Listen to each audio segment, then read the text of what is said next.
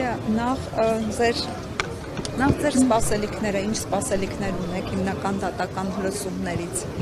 Տեսեք, սա շատ երկար process է, տարիներով գնալու է, մինչև կարողանանք բոլոր ապացույցները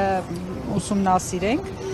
Այս գործը դրական ավարտ Հայաստանի Հանրապետությունում կունենա, եթե իշխանափոխություն լինի։ Ես անձամբ չեմ սպասում, որ այս իշխանության օրոք իրենք արդար որոշում են կայացնելու,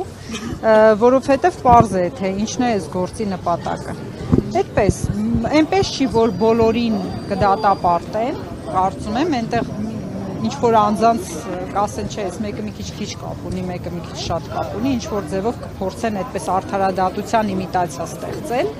բայց այն, որ վերջնական որոշումը Բագրատ Սրբազանի նկատմամբ, մեծ հաշվով այս գործը Բագրատ Սրբազանի մասն է, ինչքան էլ մենք ենք տուժել այս գործից,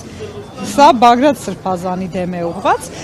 Բագրատ Սրբազանի նկատմամբ, եթե այս իշխանությունը մնաց իշխանության, մեղադրական որոշում է կայացնելու։ Իսկ միտումնավորություն տեսնում եք այստեղ, որ օրինակ ոստիկանները հենց գործը ձգձգելու համար են մեղադրյալներին չեն բերել դատարան, թե այնուամենայնիվ հաշվի առնելով այս ներքին քաղաքական process-ները ոստիկանները իրոք այդքան գեր զբաղված են։ Այո, ամեն ինչ կախված է ներքին քաղաքական process-ների հետ։ Այսօր տեսանք ամբողջ Հայաստանում ձերբակալություններ են գնում, ուժեղ Հայաստանի թեկնածուներ եւ ոչ թեկնածուներ ձերբակալվում են, մենք չունենք այն ոստիկանական ուժերը, որոնք կարողանան այդ ամբողջ ծավալը ապահովել։ Նույնիսկ ես ձեզ ասեմ, մեզ որ 18 հոգից գտնվում էինք կալանքի մեզ բերելն էլ էր խնդիր։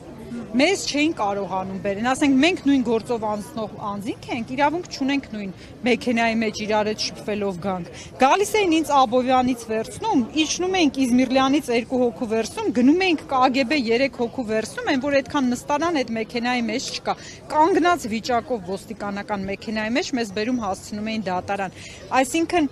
այն ռեպրեսիաները, որ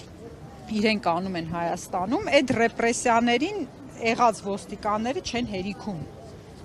Դա է ուղղակի պատճառը։